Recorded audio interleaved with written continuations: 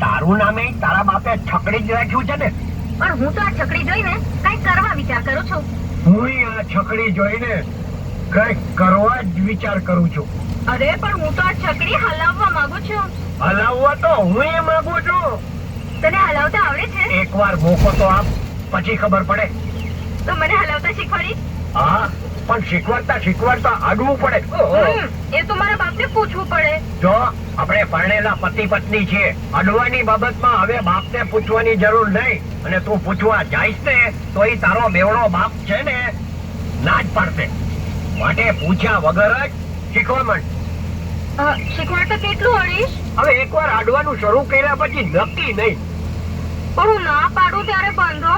અરે પણ હું એવું સરસ અડીશ કે તને એમ થાય કે અડ્યા જ કરે. તો શીખવાડ. હા, અંદર આવતી રે. જો હું પેલા બેસું પછી તું અંદર આવીને બેસ. આવતી રે. હો, આ બહુ ડાઈ છકડી બેવડાના પેટની. મજાની આવતી રે. હો, હજી ઓરી આવ ને. હા, બસ હવે લાવ તારો હાથ. લે, આ વચમાંથી પકડ. અરે પણ આ શું છે? એ હલાવવાની ચાવી છે. ફેરવ. બહુ કઠણ છે. અરે પણ એ તો તું અડી ને એટલે કઠણ થઈ ગઈ, નહીતર હાવ પહોંચી જ હતી. હા, ફેરવ. ફેરવી ને. હવે છે ને તે આ દાંડો પકડ. આવડો મોટો? ઈ તો તે કોઈ દી પકડ્યો નથી ને એટલે તને મોટો લાગે. પછી તું રોજ પકડીશ ને એટલે ટેવાઈ જાય. પકડ તું તારે. પણ આ તો નીચે પડ્યો છે. હા, તે એને 3 વાર છે ને ઊંચા નીચો કરવાનો.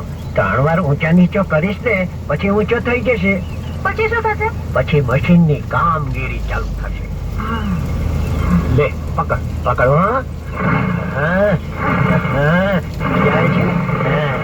જો ચાલુ થયું ને મશીન. હવે છે ને આ મુઠ્ઠીઓ પકડ. આવડું મોટું? હા, આવડું મોટું તો મારાથી એક હાથમાં નહીં પકડાય. 2 હાથે પકડવા પડશે. અરે ભાઈ, રિક્ષાને 2 મુઠિયા હોય એટલે 2 મુઠિયાને એક હાથે પકડવા પડે. સમજી ને? પકડ તું તારે.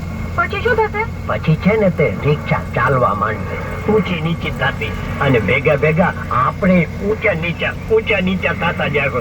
પકડ. હવે આપણે ઊંચા નીચે ક્યારે થશું? હવે તો તારો બાપ જો ન આવી જાય તો ઊંચા નીચા થવામાં જરાય વાર નથી. બાપુ, અરે આ શું કરે છે? આ તમારી